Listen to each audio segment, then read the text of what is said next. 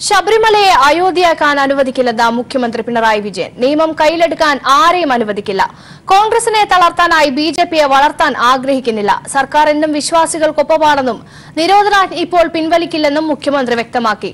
ഭക്തരുടെ വികാരത്തിന്റെ അളവറിയാതെയുള്ളതാണ് മുഖ്യമന്ത്രിയുടെ നടപടിയെന്ന് ആരോപിച്ച് പ്രതിപക്ഷം സഭ സ്തംഭിപ്പിച്ചു. വിവരങ്ങളുമായി ഷീജ ചേരുകയാണ്. ഷീജ, വിശദാംശങ്ങൾ. രേഷ്മ, നിലവിൽ UDF കൈക്കൊണ്ടിട്ടുള്ള തീരുമാനത്തിന്റെ അടിസ്ഥാനത്തിൽ തന്നെ ശബരിമല വിഷയത്തിൽ സഭയ്ക്കകത്തും പുറത്തും പ്രക്ഷോഭം കൂടുതൽ ശക്തിപ്പെടുത്തുക എന്നൊരു നിലപാടിന്റെ അടിസ്ഥാനത്തിൽ തന്നെയായിരുന്നു ഇന്ന് പ്രതിപക്ഷം സഭയിലെത്തിയത്. അതിന്റെ ഭാഗമായി ചോദ്യോത്തരവേളയിൽ തന്നെ പ്രതിഷേധവുമായി പ്രതിപക്ഷം സഭയുടെ നടുത്തളത്തിലേക്ക് ഇറങ്ങുകയായിരുന്നു. ഈ ചോദ്യോത്തരവേള സസ്പെൻഡ് ചെയ്തുകൊണ്ട് മറ്റ് അടിയന്തര പ്രമേയമായി ഈ ശബരിമല വിഷയം പരിഗണിക്കണം എന്നുള്ളതായിരുന്നു പ്രതിപക്ഷത്തിന്റെ ആവശ്യം. പക്ഷേ സ്പീക്കർ അതിന് വഴങ്ങാത്ത സാഹചര്യത്തിലാണ് ശക്തമായ പ്രതിഷേധവുമായി അവർ മുന്നോട്ട് പോയത്. തുടർന്ന് പ്രതിപക്ഷത്തിന്റെ പ്രതിഷേധം അവരുടെ ഇടയിൽ തന്നെ കയ്യാങ്കളിയെ മാറുന്ന ഒരു സാഹചര്യത്തിൽ സ്പീക്കർ 1 മണിക്കൂറോളം സഭ താൽക്കാലികമായി നിർത്തിവെക്കുകയായിരുന്നു. തുടർന്ന് സഭ പുനരാരംഭിച്ചപ്പോഴാണ് ഈ അടിയന്തര പ്രമേയ വിഷയമായി ശബരിമല വിഷയം സഭ പരിഗണിക്കുന്നത്. ഇതിൽ മുഖ്യമന്ത്രി വ്യക്തമാക്കിയ കാര്യങ്ങൾ: ശബരിമലയിൽ തീർത്ഥാടകർക്ക് ഒരു തരത്തിലുള്ള പ്രശ്നങ്ങളും നിലവിലില്ല. തീർത്ഥാടകരെന്ന വേഷത്തിൽ കുഴപ്പം കാണിക്കാൻ വേണ്ടി അവിടെ ചിലർ വരുന്നുണ്ട്. പക്ഷേ അത് സർക്കാർ അനുവദിക്കില്ല.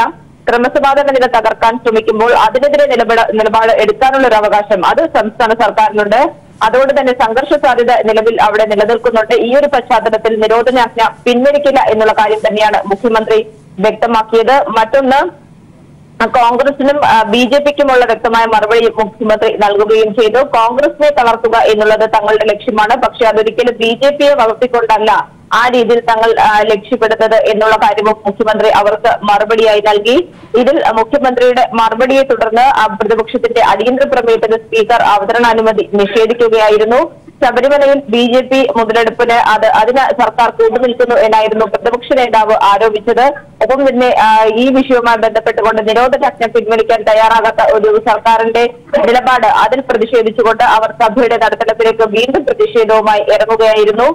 സഭയുടെ നടപടികളെ ബാധിക്കുന്ന രീതിയിലേക്ക് പ്രതിഷേധം മാറിയ സാഹചര്യത്തിൽ സഭാ നടപടികൾ വേഗത്തിൽ പൂർത്തിയാക്കിക്കൊണ്ട് സഭ ഇന്നത്തേക്ക് പിരിയുകയായിരുന്നു. രേഷ്മ, ശബരിമലയെ അയോധ്യയാക്കാൻ അനുവദിക്കില്ലെന്ന മുഖ്യമന്ത്രി പിണറായി വിജയൻ. നിയമം കയ്യിലെടുക്കാൻ ആരെയും അനുവദിക്കില്ല. കോൺഗ്രസിനെ തളർത്താനായി ബിജെപിയെ വളർത്താൻ ആഗ്രഹിക്കുന്നില്ല എന്നും മുഖ്യമന്ത്രി നിയമസഭയിൽ വ്യക്തമാക്കി. വിവരങ്ങളാണ് ഷീജ നൽകിയത്. നിയമസഭയിൽ കോൺഗ്രസ് അംഗങ്ങൾ തമ്മിൽ കയ്യാങ്കളി. ചോദ്യോത്തരവേള അവസാനിക്കുന്ന സമയത്തായിരുന്നു പ്രതിപക്ഷാംഗങ്ങൾ തമ്മിൽ ഉന്തും തള്ളും പരസ്പരം അസഭ്യം വിളിയും ഉണ്ടായത്. ഹൈബിയുടൻ IC ബാലകൃഷ്ണനെ തൊഴിച്ചു. ഹൈബിയും ബാലകൃഷ്ണനും അൻവർ സാദത്തും തമ്മിൽ ഉന്തും തള്ളുമുണ്ടായതും അസഭ്യം വിളിച്ചതും ദൃശ്യമാധ്യമങ്ങൾ തത്സമയം സംപ്രേഷണം ചെയ്യുകയും ചെയ്തു. ആ പണം കഴിച്ചുള്ള സംഖ്യ മാത്രമേ യഥാർത്ഥത്തിൽ നമ്മുടെ സംസ്ഥാനത്തിന് ലഭിക്കുന്ന അവസ്ഥയുണ്ടാവും. ഈ ഒരു നില ഇപ്പോൾ വന്നു കഴിഞ്ഞിട്ടുണ്ട്. നിയമസഭയിൽ കോൺഗ്രസ് അംഗങ്ങൾ തമ്മിൽ കയ്യാങ്കളിയുണ്ടായി. ചോദ്യോത്തരവേള അവസാനിക്കുന്ന സമയത്തായിരുന്നു പ്രതിപക്ഷാംഗങ്ങൾ തമ്മിൽ ഉന്തും തള്ളും പരസ്പരം അസഭ്യം വിളിയും ഉണ്ടായത്. സ്പീക്കറുടെ ഡയസിന് സമീപം നടന്ന തമ്മിലടി ദൃശ്യമാധ്യമങ്ങൾ തത്സമയം സംപ്രേഷണം ചെയ്തു. ചോദ്യോത്തരവേള അലങ്കോലമാക്കാൻ നേരത്തെ നിശ്ചയിച്ച പ്രകാരം സഭയിൽ സ്പീക്കറുടെ ഡയസിന് സമീപമെത്തിയ കോൺഗ്രസിലെ IC ബാലകൃഷ്ണനും അൻവർ സാദത്തും ഹൈബി ഈഡന് നേരെ വാക്കേറ്റത്തിൽ ഏർപ്പെടുകയായിരുന്നു. തങ്ങളുടെ മുന്നിൽ നിന്ന് മാറി നിൽക്കാൻ ഹൈബി ഈഡനോട് ഇരുവരും ആവശ്യപ്പെട്ടതിനെ തുടർന്നാണ് തർക്കവും വാക്കേറ്റവും തുടങ്ങിയത്. തുടർന്ന് ഉന്തിലും തള്ളിലും കലാശിക്കുകയായിരുന്നു. ഇതിനിടെ IC ബാലകൃഷ്ണനെ ഹൈബി തൊഴിച്ചു. ഇരുകൂട്ടരും തമ്മിൽ അസഭ്യം വിളിച്ചു. തമ്മിലടി ശ്രദ്ധയിൽപ്പെട്ട സ്പീക്കർ P ശ്രീരാമകൃഷ്ണൻ ഇരുകൂട്ടരോടും സീറ്റിൽ പോകാൻ ആവശ്യപ്പെട്ടു. തമ്മിലടിച്ചവരെ M വിൻസെന്റും മറ്റുള്ളവരും ചേർന്നാണ് പിടിച്ചുമാറ്റിയത്. മുദ്രാവാക്യം വിളിക്കുന്നത് സംബന്ധിച്ചും ഇരുകൂട്ടരും തമ്മിൽ തർക്കമുണ്ടായിരുന്നു. News bureau, Thiruvananthapuram. നിയമസഭയിൽ മുഖ്യമന്ത്രി 45 മിനിറ്റ് സംസാരിച്ചതിനെ ചോദ്യം ചെയ്ത ചെന്നിത്തല ആരോഗ്യമുള്ളതുകൊണ്ടാണ് എല്ലാ ചോദ്യങ്ങൾക്കും മറുപടി പറഞ്ഞതെന്ന് മുഖ്യമന്ത്രി വ്യക്തമാക്കി. പ്രതിപക്ഷ നേതാവ് പറഞ്ഞതിനെക്കുറിച്ച് ഒരു വാക്ക് അദ്ദേഹം ഇവിടെ ചോദ്യോത്തരവേള സസ്പെൻഡ് ചെയ്ത് അടിയന്തര പ്രമേയം എടുക്കണമെന്ന് പറയാൻ ഉദ്ദേശിച്ചിരുന്നു എന്നാണ് അദ്ദേഹം പറഞ്ഞത്. സർ, ഇവിടെ നമ്മളെല്ലാവരും കണ്ടതാണല്ലോ. ആദ്യമേ തന്നെ മറുപടി പറയാൻ തുടങ്ങുമ്പോൾ പ്രതിപക്ഷാംഗങ്ങൾ ഡയസിന് മുമ്പിൽ വന്ന് ബഹളം വെക്കുന്നതാണ് കണ്ടത്. സർ, യഥാർത്ഥത്തിൽ അതായിരുന്നു പ്രതിപക്ഷ നേതാവിൻ്റെ ഉദ്ദേശമെങ്കിൽ പ്രതിപക്ഷ നേതാവ് ആ ഘട്ടത്തിൽ തന്നെ എഴുന്നേറ്റ് നിന്ന് അത് പറയുമായിരുന്നു. പ്രതിപക്ഷ നേതാവ് എഴുന്നേറ്റ് നിന്ന് പറയുന്നതിന് ആരും സാധാരണ വിലക്ക് ഏർപ്പെടുത്താറില്ല.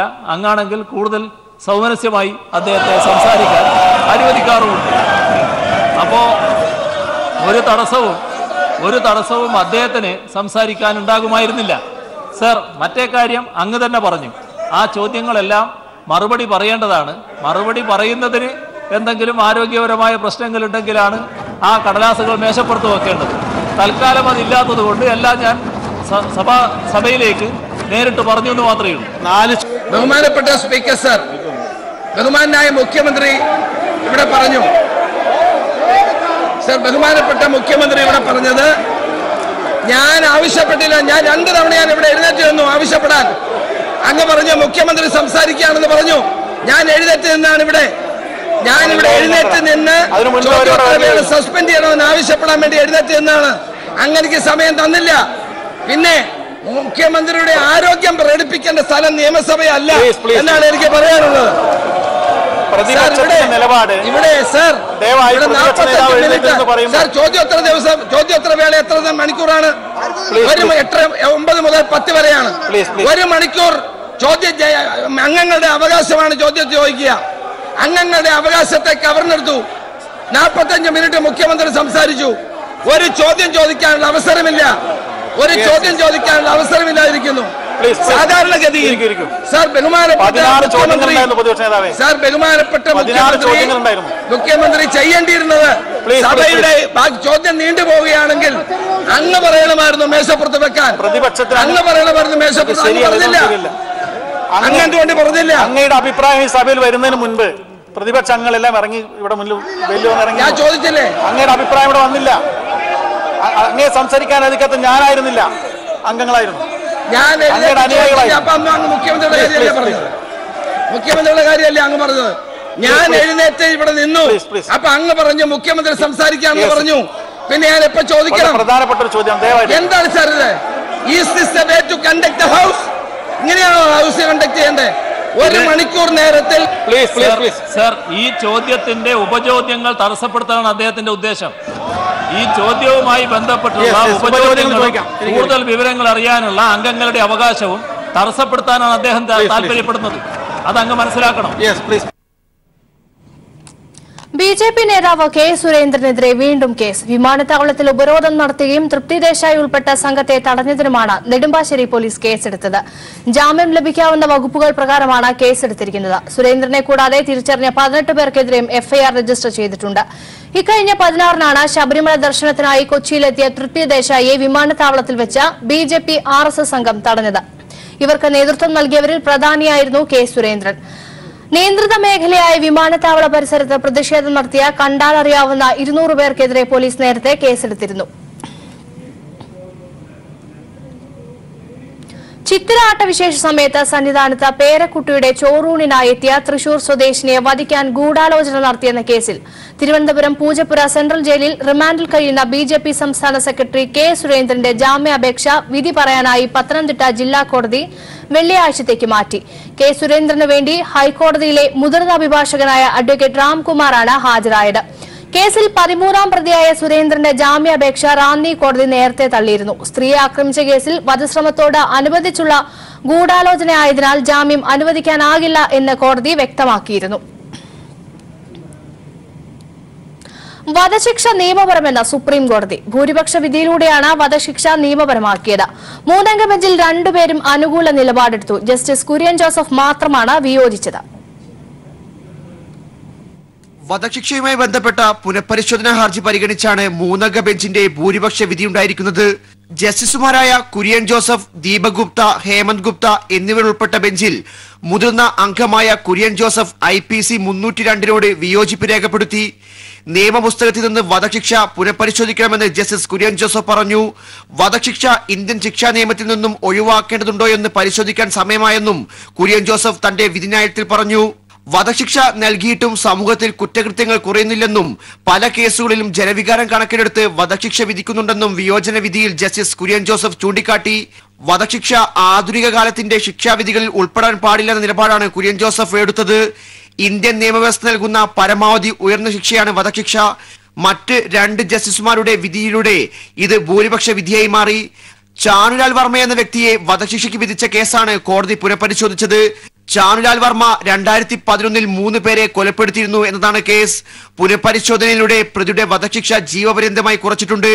തെളിവുകളുടെ അപര്യാപ്തത കണക്കിലെടുത്ത 3-അംഗ ബെഞ്ച് ചാനുലാലിന്റെ ശിക്ഷ ജീവപര്യന്തമായി കുറയ്ക്കുന്നതിൽ ഒരേ അഭിപ്രായം കൈക്കൊണ്ടു. News bureau, Delhi. മധ്യപ്രദേശ് മിസോറാം നിയമസഭയിലേക്കുള്ള വോട്ടെടുപ്പ് പുരോഗമിക്കുകയാണ്. മധ്യപ്രദേശിൽ ബിജെപിയും കോൺഗ്രസും നേർക്കുനേർ ഏറ്റുമുട്ടുന്നു. മിസോറാമിൽ കോൺഗ്രസും മിസോ നാഷണൽ ഫ്രണ്ടും തമ്മിലാണ് പോരാട്ടം. ആദ്യമായി അക്കൌണ്ട് തുറക്കാൻ സജീവമായി ബിജെപി മിസോറാമിൽ രംഗത്തുണ്ട്. പാകിസ്ഥാനിൽ നടക്കുന്ന സാർക്ക് ഉച്ചകോടിയിൽ പങ്കെടുക്കാനുള്ള ക്ഷണം ഇന്ത്യ നിരസിച്ചു.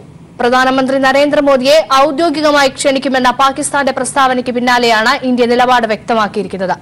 2016 പാകിസ്ഥാനിൽ നടത്താനിരുന്ന സാർക്ക് ഉച്ചകോടിയിലും ഇന്ത്യ ബഹിഷ്കരിച്ചിരുന്നു. പാകിസ്ഥാനിൽ നടക്കുന്ന സാർക്ക് ഉച്ചകോടിയിലേക്ക് പ്രധാനമന്ത്രി നരേന്ദ്രമോദിയെ ഔദ്യോഗികമായി ക്ഷണിക്കുമെന്ന് പാക് വിദേശകാര്യ മന്ത്രാലയ വക്താവ് കഴിഞ്ഞ ദിവസം പറഞ്ഞിരുന്നു. എന്നാൽ ഇന്ത്യക്ക് പാകിസ്ഥാനോടുള്ള നിലപാടിൽ മാറ്റമുണ്ടായിട്ടില്ല. അതുകൊണ്ട് തന്നെ സാർക്ക് ഉച്ചകോടിയിൽ പങ്കെടുക്കില്ലെന്നാണ് റിപ്പോർട്ട്. ഇന്ത്യക്ക് പുറമെ അഫ്ഗാനിസ്ഥാൻ, ഭൂട്ടാൻ, ബംഗ്ലാദേശ് എന്നീ രാജ്യങ്ങളും ഉച്ചകോടിയിൽ നിന്ന് പിന്മാറി. ഭീകരാക്രമണങ്ങൾക്ക് അറുതി വരുത്താൻ തയ്യാറാകാത്ത പാക് നിലപാടിൽ പ്രതിഷേധിച്ച് 2016 പാകിസ്ഥാനിൽ നടന്ന സാർക്ക് ഉച്ചകോടിയും ഇന്ത്യ ബഹിഷ്കരിച്ചിരുന്നു. അഫ്ഗാനിസ്ഥാൻ, ഭൂട്ടാൻ, ബംഗ്ലാദേശ് എന്നീ രാജ്യങ്ങൾ 2016 പിന്മാറിയിരുന്നു. ജമ്മു കാശ്മീരിലെ ഉറിയിൽ നടന്ന ഭീകരാക്രമണത്തിന്റെ പശ്ചാത്തലത്തിലായിരുന്നു 2016 പാകിസ്ഥാനിൽ നടക്കേണ്ടിയിരുന്ന ഉച്ചകോടി നിന്ന് ഇന്ത്യ പിന്മാറിയത്. തുടർന്ന് ഉച്ചകോടി മാറ്റിവെച്ചെങ്കിലും പിന്നീട് നടന്നിരുന്നില്ല. നരേന്ദ്രമോദിയെ ഔദ്യോഗികമായി ക്ഷണിക്കുമെന്നത് പാക് പത്രമായ ഡോണിനെ ഉദ്ധരിച്ച് ANA ആണ് റിപ്പോർട്ട് ചെയ്തത്. ഇരു രാജ്യങ്ങളും തമ്മിലുള്ള ബന്ധം മെച്ചപ്പെടുത്താൻ ഇന്ത്യ ഒരു പടി മുന്നോട്ട് വെച്ചാൽ പാകിസ്ഥാൻ 2 പടി മുന്നോട്ട് വെക്കുമെന്ന് പാക് പ്രധാനമന്ത്രി ഇമ്രാൻഖാൻ നേരത്തെ തന്നെ വ്യക്തമാക്കിയിരുന്നു. ഇക്കാര്യവും പാക് വിദേശകാര്യ മന്ത്രാലയ വക്താവായിരിക്കുന്ന ഡോക്ടർ മുഹമ്മദ് ഫൈസൽ ചൂണ്ടിക്കാട്ടിയിരുന്നു. ഇന്ത്യ, പാകിസ്ഥാൻ, മാലിദ്വീപ്, അഫ്ഗാനിസ്ഥാൻ, ഭൂട്ടാൻ, ബംഗ്ലാദേശ്, ശ്രീലങ്ക, നേപ്പാൾ എന്നിവയാണ് സാർക്ക് അംഗരാജ്യങ്ങൾ. News bureau, Delhi. ശബരിമലയിലെത്തുന്ന സാധാരണ വിശ്വാസികൾക്ക് തടസ്സങ്ങൾ സൃഷ്ടിച്ച സന്നിധാനത്ത് ബിജെപി സംഘപരിവാർ പ്രവർത്തകരുടെ പ്രതിഷേധ നാടകം. നാമജപക്കാരെ തടയേണ്ടതില്ലെന്ന ഹൈക്കോടതിയുടെ വാക്കാൽ പരാമർശം മുതലാക്കിയാണ് തീർത്ഥാടകർ വിരിവെക്കുകയും വഴിപാട് കർമ്മങ്ങൾ ഒരുക്കുകയും ചെയ്യുന്ന സ്ഥലം കയ്യേറിയുള്ള പ്രതിഷേധം. ശബരിമല സന്നിധാനത്ത് നാമജപം തടയേണ്ടതില്ലെന്ന ഹൈക്കോടതിയുടെ വാക്കാൽ പരാമർശം വന്നതിന് പിന്നാലെയാണ് സാധാരണ തീർത്ഥാടകർക്ക് തടസ്സം സൃഷ്ടിച്ച് ബിജെപി സംഘപരിവാർ പ്രവർത്തകർ മാളികപ്പുറത്തിന് താഴെ നാമജപ ശരണം വിളിയുമായി പ്രതിഷേധിച്ചത്. സാധാരണ വിശ്വാസികൾ 18-ാം പടി ചവിട്ടിയതിനു ശേഷം പുലർച്ചെ നെയ്യഭിഷേകത്തിനുള്ള തയ്യാറെടുപ്പ് നടത്തുന്ന സ്ഥലത്താണ് സംഘപരിവാർ പ്രവർത്തകർ പ്രതിഷേധം സംഘടിപ്പിക്കുന്നത്. അന്യസംസ്ഥാനത്ത് നിന്നും യാതനകൾ അനുഭവിച്ച് സന്നിധാനത്തെത്തുന്ന വിശ്വാസികൾ രാത്രിയിൽ വിരിവെക്കുന്നതും പ്രതിഷേധം അരങ്ങേറുന്ന മാളികപ്പുറം ക്ഷേത്രത്തിന് താഴെയാണ്.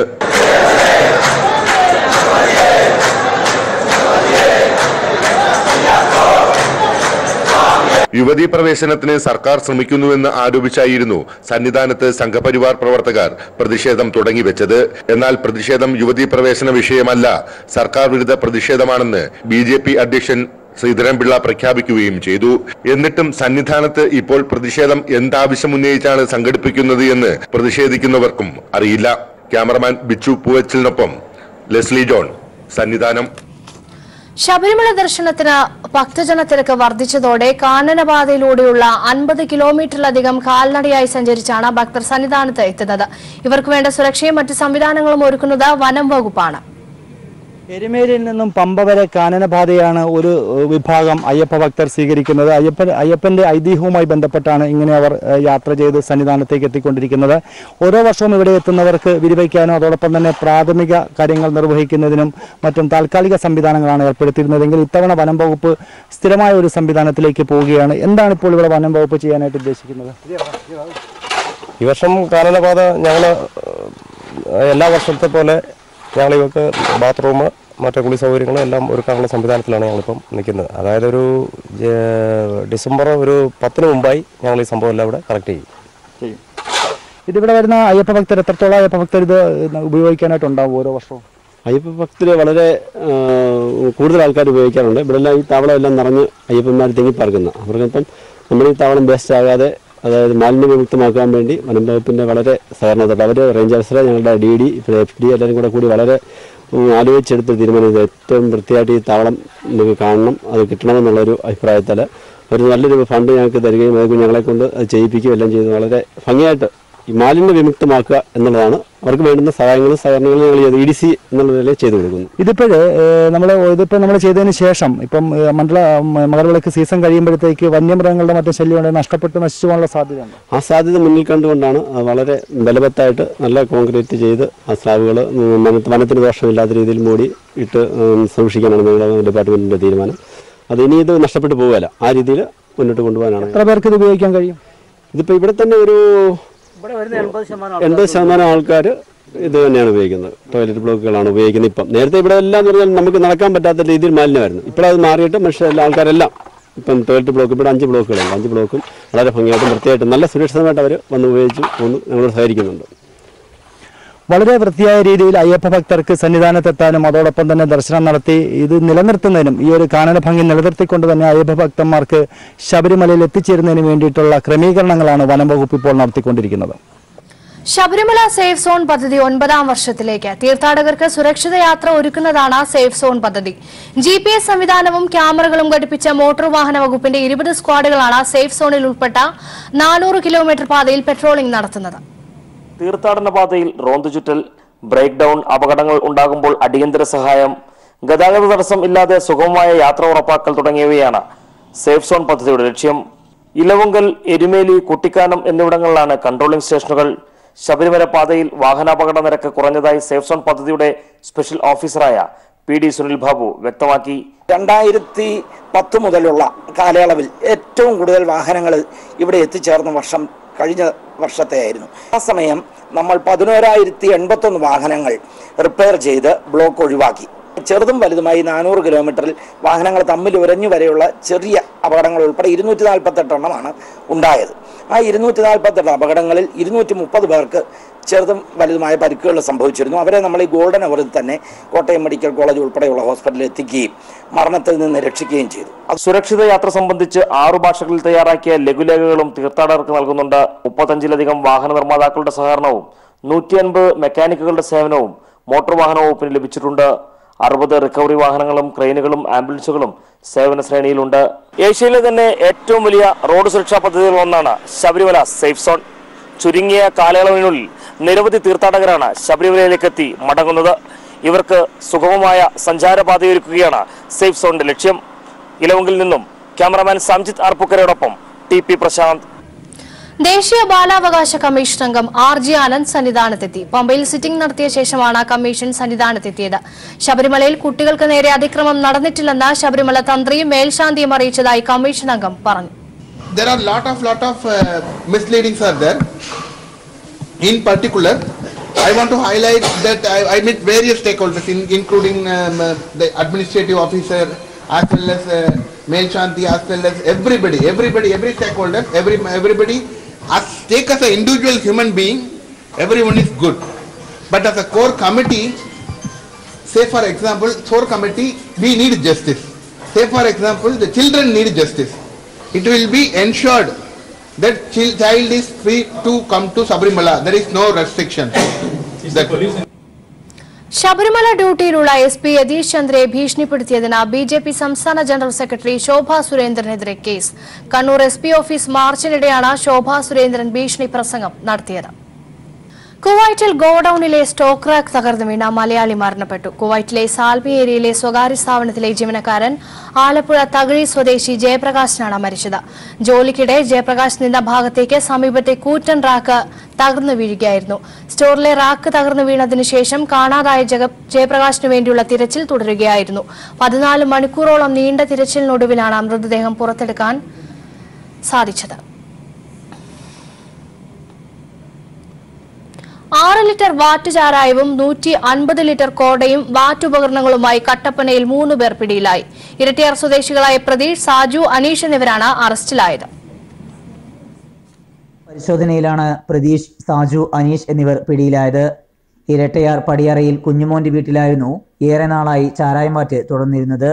പ്രദേശത്ത് സാമൂഹ്യ വിരുദ്ധ പ്രവർത്തനങ്ങൾ നടക്കുന്നതായുള്ള പരാതികളെ തുടർന്ന് ചില വീടുകൾ പോലീസിന്റെ നിരീക്ഷണത്തിലായിരുന്നു.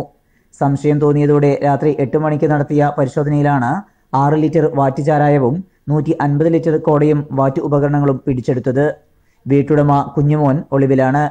കട്ടപ്പന SI വർഗീസിന്റെ നേതൃത്വത്തിലായിരുന്നു പരിശോധന. കോടതിയിൽ ഹാജരാക്കിയ പ്രതികളെ റിമാൻഡ് ചെയ്തു. News bureau, Idukki. ഭക്ഷണം ഇന്ത്യ നിരസിച്ചു.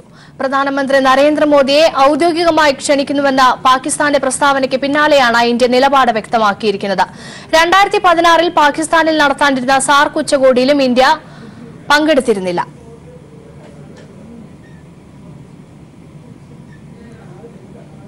പാകിസ്ഥാനിൽ നടക്കുന്ന സാർക്ക് ഉച്ചകോടിയിലേക്ക് പ്രധാനമന്ത്രി നരേന്ദ്രമോദിയെ ഔദ്യോഗികമായി ക്ഷണിക്കുമെന്ന് പാക് വിദേശകാര്യ മന്ത്രാലയ വക്താവ് കഴിഞ്ഞ ദിവസം പറഞ്ഞിരുന്നു.